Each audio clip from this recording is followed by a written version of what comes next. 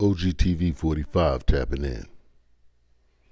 I recently had a conversation with a young lady who told me she had just did her DNA testing and she found out what part of Africa she was from and she was planning a trip. She was very excited about going. And it just didn't sit right with me. I told her that I didn't think it was safe for her. You know what happened to me? Just know I was trying to fight. I was fighting for my life, a grown-ass man. By no means am I celebrating this incident, nor am I looking at it as an I told you so moment. I just find it ironic. Did y'all see that girl that's on TikTok right now? And she said that she is in Africa. Mind you, she put the name of the country that she's in or that this incident occurred in. Basically, she almost got kidnapped in Africa. A black woman from Maryland was kidnapped in Tunisia last week. It's one thing to travel, but it's another thing when we as black Americans want to get out of the country because we have a hatred for our country and we want to escape whatever's going on here in our country as if it's really the worst thing in the world.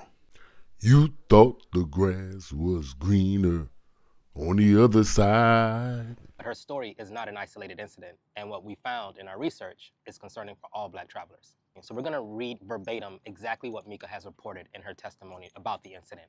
And then we're going to share with you what we discovered in terms of a larger pattern of kidnapping black migrants. He said it's a pattern.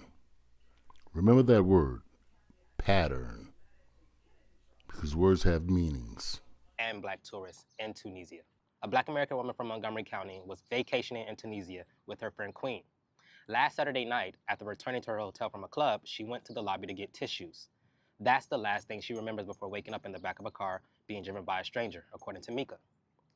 Mika says she fought back, she opened the car door, screamed for help. The driver punched her repeatedly in the face, trying to silence her. But she kept thinking about her kids back home, so she kept fighting her way out. According to Mika, when her friend Queen tried to get help from the hotel staff, they walked away, told her this didn't happen here, we don't know what you're talking about. The people at the hotel didn't expect her to come back because they kidnapped her. They're the ones who fucking kidnapped her and they set that shit up and it's fucking insane. I know that there are a lot of black Americans who would like to have some type of connection with Africa due to the historical ancestry and so on and so forth. I get it. But you're not being realistic. Your optimism is kind of delusional. You're not really understanding what a third world country is. No matter how much you want to love the people, no matter how much you want to connect, you have to understand what a third world country is. And I'm going to give you a prime example.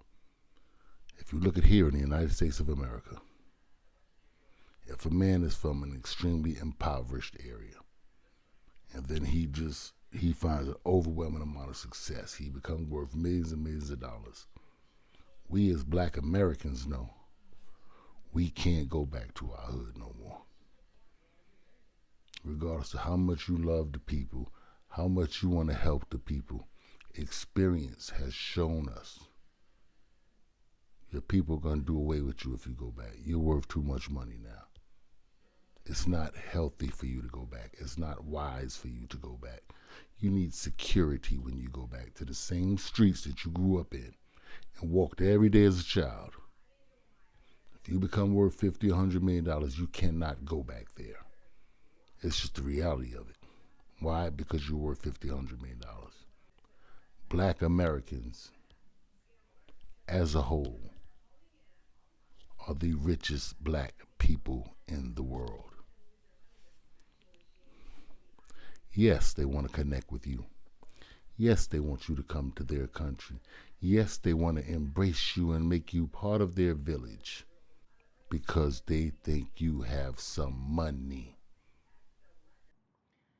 Fortunately, Mika has made it back home. She's with her family and she's with her kids. She has sustained black eyes and bruises all over her body. She's alive, but after this story broke, we started to do some digging, and what we found reveals something much bigger in terms of the safety for black migrants and black tourists in Tunisia. Tunisia isn't just a place where black travelers are being targeted. It's become a hotbed for human trafficking, and allegedly, Tunisian authorities are complicit. According to 3 testimonies from migrants who were rescued in the Mediterranean, Tunisian police are intercepting black African migrants, handcuffing them and driving them to the Libyan border where they're sold to militia. I have seen at least 3 videos today of American women who were kidnapped in Morocco and Tunisia. These countries are in North Africa. By no means am I saying America's perfect. I just think it's not the worst place in the world. And some of these other places that people oftentimes want to run to, these places are far worse than America. Now, once you get over there and you get violated, all of the laws and policies that you're accustomed to that benefit someone when you're in that situation, they no longer apply. That's not their law. That's not their rules. This protection, this false sense of security that this government has given you, it's not there. These people are saying the government is in on it. Listen to this. One survivor named Charlie from Cameroon said, the Tunisian police sold us to kidnappers, Libyan bandits. The selling price was 150 dinars, approximately $25. Did you hear that? $25. These people will kidnap you and enslave you for $25?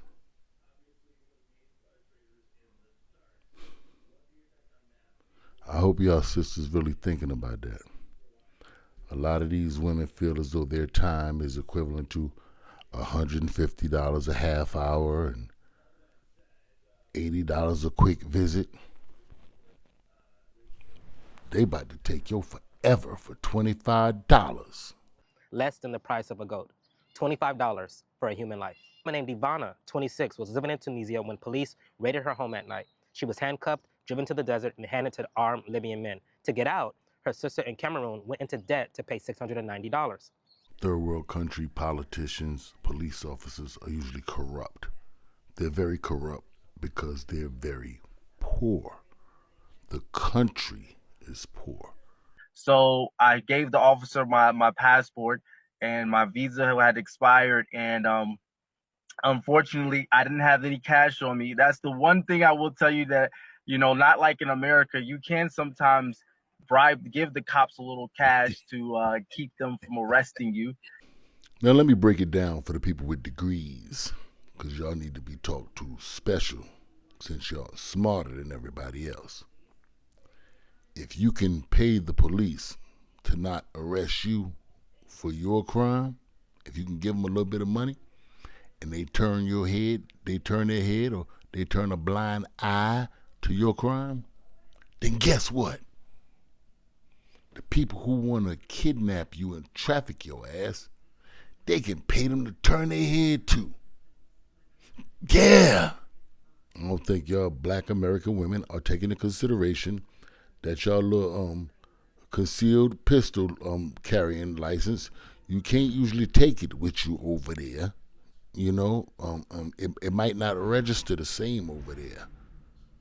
And you can't physically beat the men over there, the grown men that did that to that girl's face. You can't beat them. And you ain't gonna have your pistol. And you for sure can't outrun them. Them niggas chase down their food. They run down animals for dinner with no shoes on. You can't outrun them. Another woman, Aisha, 22, watched 2 of her friends die in a Libyan detention center. She was held for 8 months. When one of her friends died in her lap, she cried and was beaten for it. These aren't random incidents. This is a documented pattern. In October of 2024, the United Nations Office of the High Commissioner for Human Rights raised concerns about migrants being sold by Tunisian security forces to armed groups in Libya.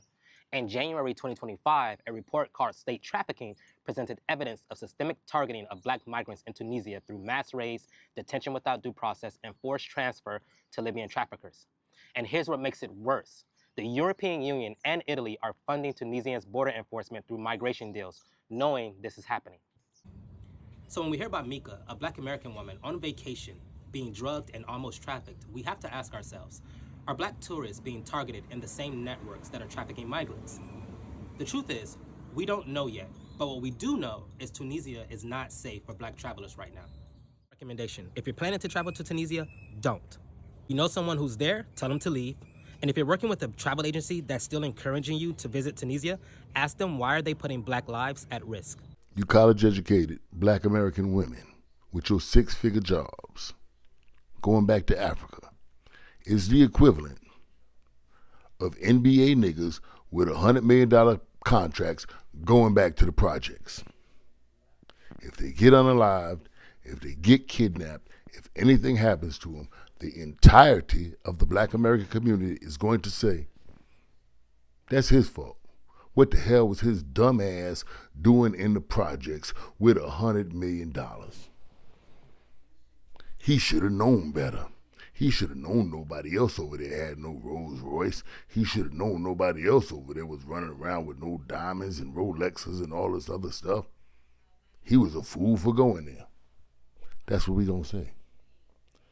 Now you, 6-figure, college-educated black women with the seashells in your hair and the believing in the DNA test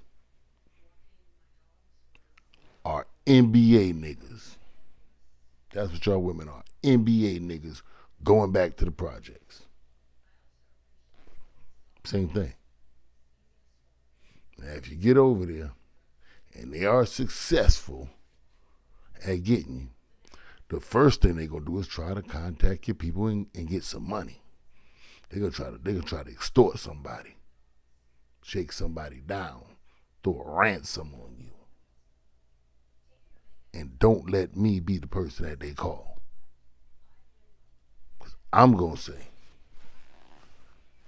you shouldn't have took your ass back to the projects with no $100 million contract, nigga. You black American women want to take your long hair having self over to them countries where all the women got a TWA, teeny weeny afro. And y'all think they just gonna let y'all sashay in, whip y'all hair in the wind, and they ain't gonna do nothing about it.